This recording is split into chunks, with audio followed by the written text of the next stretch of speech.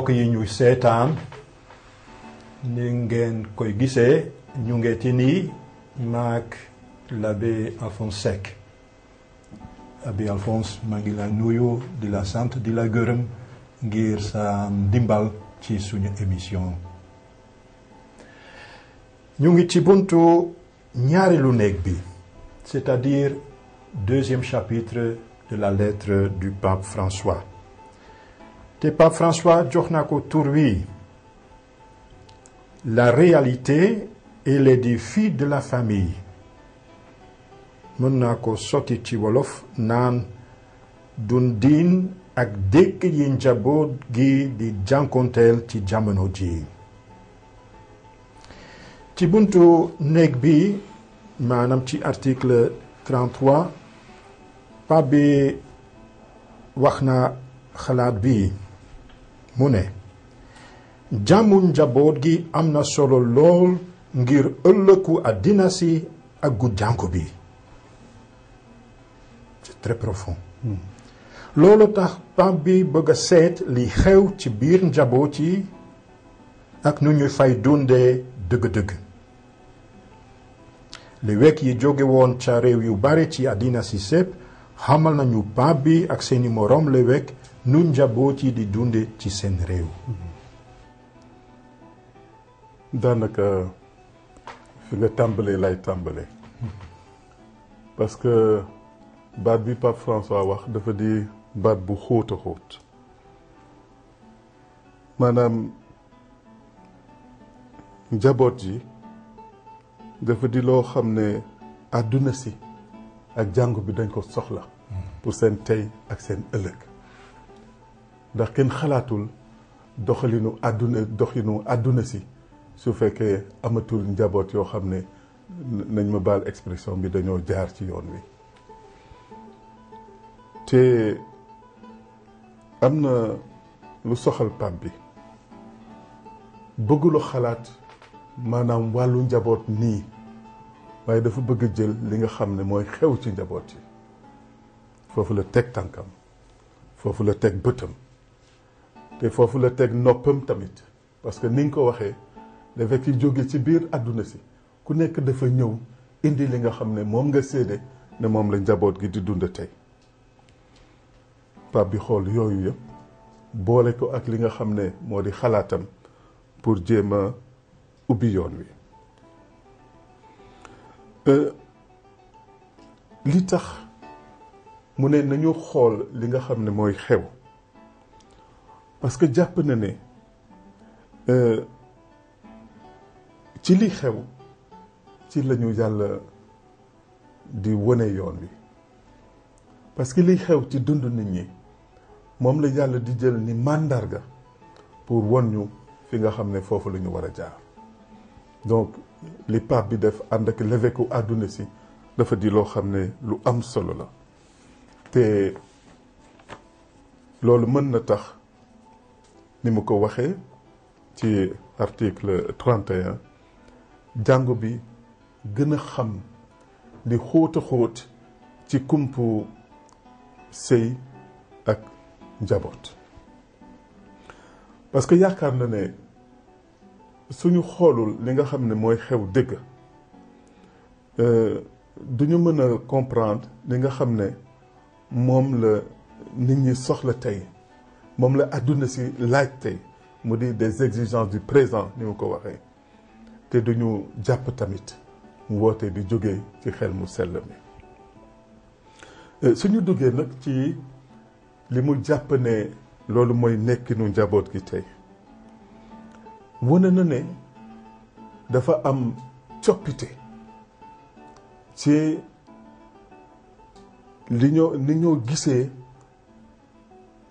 nekkinu nit walla tooguwaayu nit niñ ko jàngatee ak ni ñoo jàngatee tamit aadawu àdduna si tey te loolu doon loo xam ne influence bi mu am ci dund nit ñi dafa am doole te fekk na nag li doon jàppale njaboot démb nekkatu fi li ko doon jàppale ci wàllu seen mbëgte ci biir njaboot gi wala seen nekkinu njaboot loolu yëpp nekkatu fi dafa mel ni nit ki dañ ko bàyyi ci sagoom moom kenn amatul lu ko jàppale. mu ne nag su dee loolu la am na loo xam ne tubaab daf koy wooye ay risque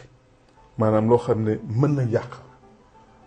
te li mën a yàq njaboot gi tey mu ne am na nekkin boo xam ne ku nekk sa bopp rek nga yëg te loolu soo ko yóbboo ci benn niveau bi da ngay dem ba dootoo mën a boole keneen. Man gis naa ñoo xam ne dañoo sëy du fii Sénégal du sax ci Afrique dañoo sëy waaye nee nañu bëgguñu doom te loolu lii Pape bi di wax moo ko indi sama bopp laa yëg li ma bëgg laa bëgg fi may jublu ci man kese la loolu mënoo ci boole keneen mënoo bokk ci njaboot te loolu li muy indi day tax nga jël sa bopp jébal ko sa morom ci wàllu sëy ni ko sëy laajee loolu day jafe ci yow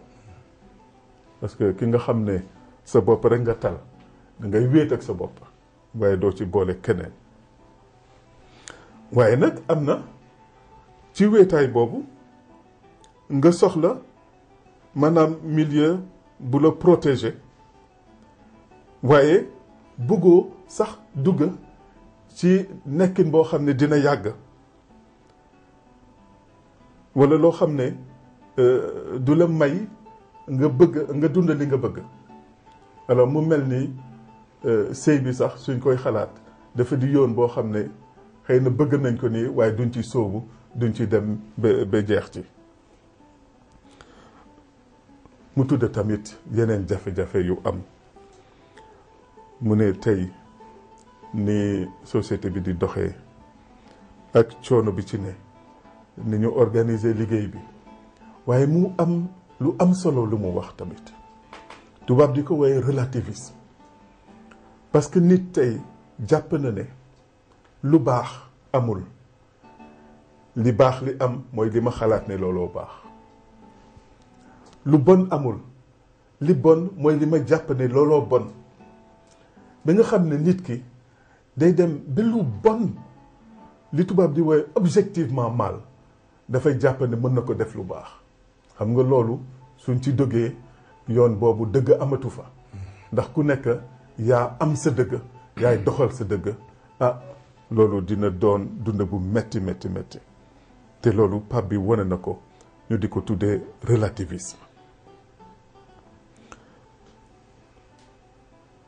waaye Pape bi bàyyi la mu ne loolu yëpp ñu ngi koy gis ci nekkinu njaboot gi tey waaye loolu warul tax ñu nekk rek di dénoncer maanaam di teg baaraam ci li doxul walla loolu yóbbuñu ñu di teg nit ñi ay yoon yoo xam ne foofu la ñu war a jaar te amuñu yeneen pexe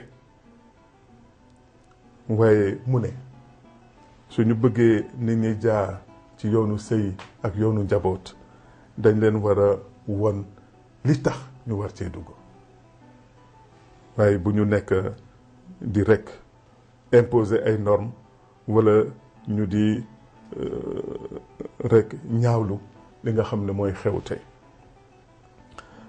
am na lu Pape bi wax tamit ñu ne ñun jàngu bi war nañu xoolaat suñu bopp autocritique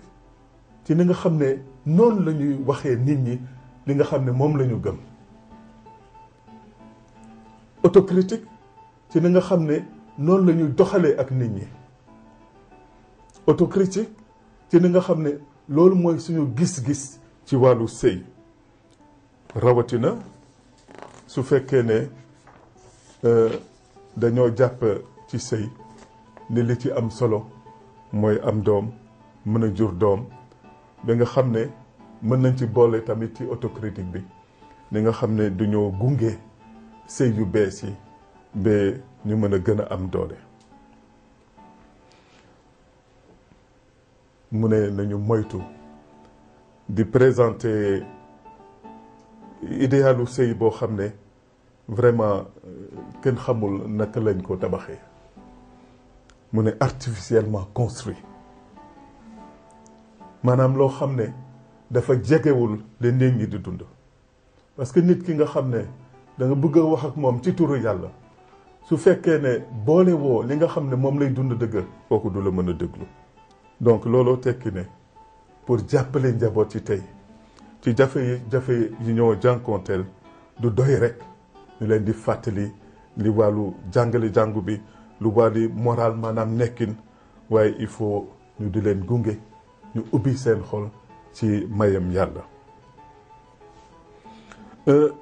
autocritique boobu am na ci solo waaye am na leneen lu Pape bi wax mu jëm ci conscience niñ ko jàppee dafa di bërëb boo xam ne ci nit ki la ne moom ak yàlla rek ñoo fay waxtaan ñoo fay wax moo tax kenn mënu faa dugg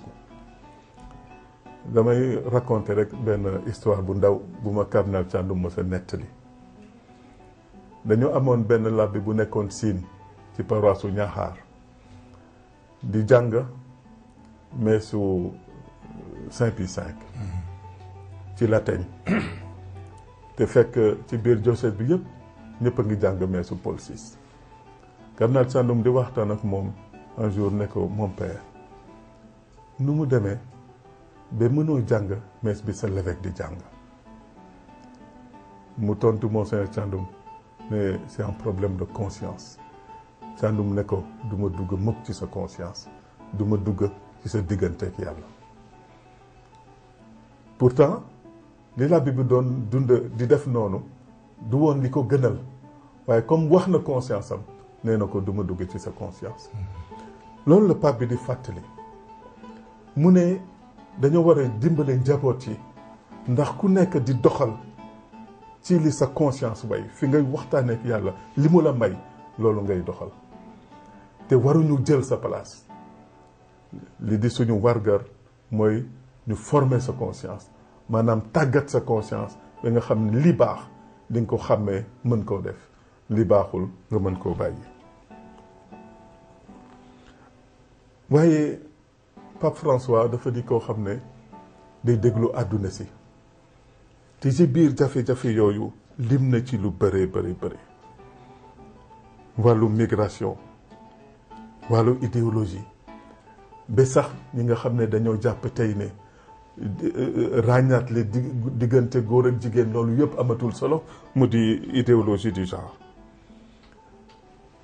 ñeneen ñu jàpp ne dara waratul wéy lu nekk dafa war a provisoire loo xam ne du yàgg ñeneen jàpp ne tey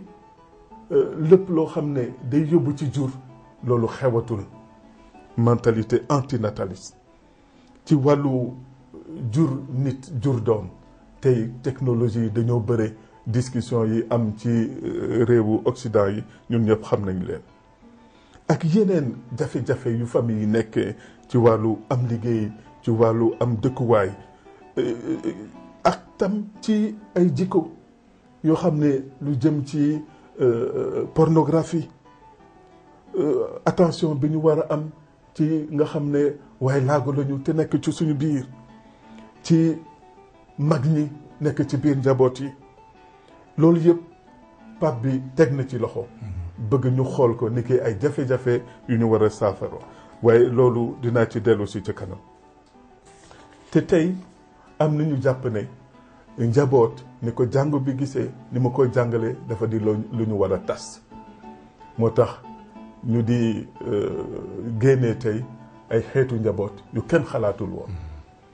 loolu dafa bokk ci déconstruction de la famille maanaam modèle bi nga xam ne moo boole góor ak jigéen ak seen doom loolu il faut ñu def lu tax ñaari góor suñu àndee ñaari jigéen suñu àndee loolu tamit ñu mun ko tuddee famille ak yeneen jafe-jafe yoo xam ne pape bi wane na ko léegi nag pour ñun jàngu Sénégal lan laa jàpp ne mën na doon njëriñ ci ñun jàpp naa ne àdduna si day soppeeku te ku xalaat ne Sénégal soppeekuwul dafa fekk xooloo Sénégal xooloo kerceenu Sénégal xooloo njaboot yi nekk ci biir Sénégal suñu njaboot yi tamit dañoo soppeeku te am na lu ko mën a firndeel ca jamono pour nga gis njabootu chrétien wala diggante góor ak jigéen chrétien ci seen sëy bu tas lu jafe woon la tey wóor nañu ne tas sëy bëri na ci suñu biir communauté yi di nga gis sax ay ndaw yu sëy du mot 2 wala 3 at seen diggante tas am na tamit jafe-jafe pour nga engager sa dund ci loo xam ne day yàgg ba tax ñenn ñi jaral na leen ñu toog fi ñu toog jàpp nañu tamit ne tey am na lu bëri luy gàllankoor yar gi nga xam ne moom la njaboot gi war a yar li gàllankoor tamit yar ci dundu chrétien bi nga xam ne sas la ci njaboot te ñun labbe yi ñi jiite jàngu yi defe naa ni ko Pape bi waxee baax na tamit ñu xoolaat ni ñoo présenté maanaam li nga xam ne moom la jàngu bi gëm wala moom la bëgg ci wàllu sëy parce que am na nuñ koy defee day dem ba gaañ ñi nga xam ne ñoo bëgg a dugg ci sëy parce que nit ki soo koy gunge da ngay jéem a natt fan la dooleem yem ndax ni nga koy gunge nga boole ci kàttanam te doo ko teg loo xam ne kàttanam yeggu fa li may wax léegi ci wàllu conscience defe naa lu ñu war a sàmmale tamit ci suñu jàngu ndax jàpp naa ne chrétienu Sénégal yomb na ci moom mu ñëw laaj labbe bi labbe man de lii lay dunde loo ci xalaat wax ma rek ma def defe naa loolu du lu gën parce que ku nekk yàlla def la may conscience sa conscience boobu da nga ko war a leeral ba ci kanamu yàlla ci ñaan nga mën a déglu li la yàlla di wax te nga jaar yoon boobu wàllu conscience ñun war nañ ci liggéey tàggat conscience yi ndax nit ñi mën a dox ci yoonu yàlla te mu di seen coobare bopp li may jeexalee rek mooy li Pape bi di wooyee proximité compatissante maanaam nga jege nit ki jege ko jege yërmande rawatina ñi nga xam ne seen doole dafa néew ñu ngi ci jafe-jafe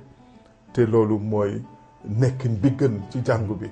ci ki nga xam ne foofu la toll waaye doo ko wax rek li nga xam ne moom la yoon bi wax parce que su boobaa day niroo teg nit loo xam ne attanu ko. jërëjëf Abbé Alphonse gunge nga ñu ci ñaareelu néeg bi ci néeg boobu gis nañu li xew ci njaboot yi ci biir àddina si seeni jafe-jafe ak dëkk yi ñu jànkonteel foog na ne gannaaw néeg bi dinañu mën a dugg ci ab ñetteelu néeg te dinañu ko def ci suñu émission bi di ñëw jërëjëf Abbé Alphonse. Heureux qui règle ses pas sur la parole de Dieu.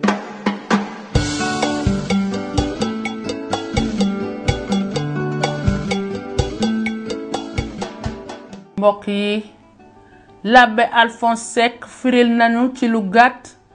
ñaareelu xaaj bi ci bataaxal bu ñu Pape François yónnee di Amoris Laetitia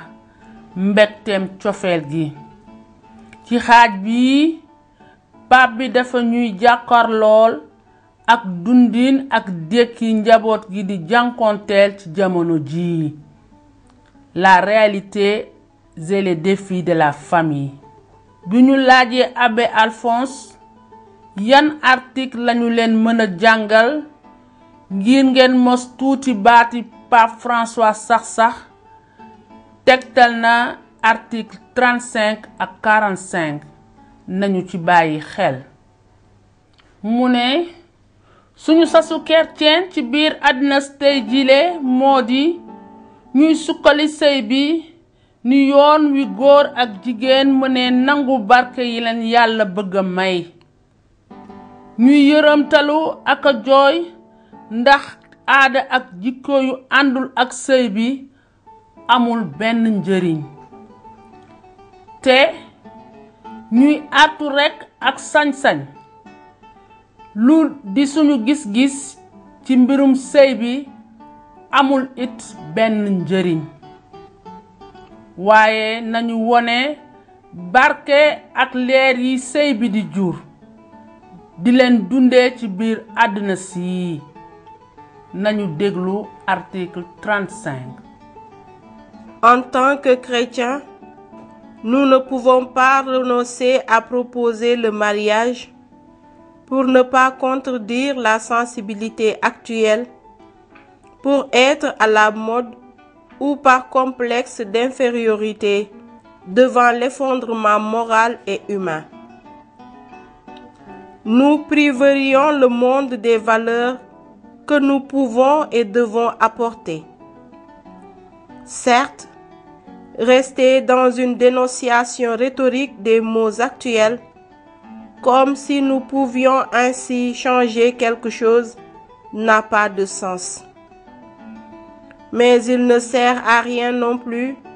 d'imposer des normes par la force de l'autorité. Nous devons faire un effort plus responsable et généreux, qui consiste à présenter les raisons et les motivations d'opter pour le mariage et la famille, de manière à ce que les personnes soient mieux disposées à répondre à la grâce que Dieu leur offre. Pape bi nee na ñi di taseeg coono yu taratar yi ñoo di xale yi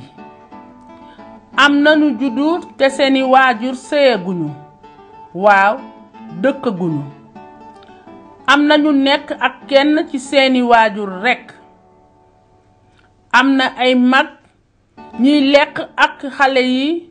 di leen jëriñoo ci yàqataan amaan yi seeni waajur di jàkkoonteel niki xare bi bunduxataal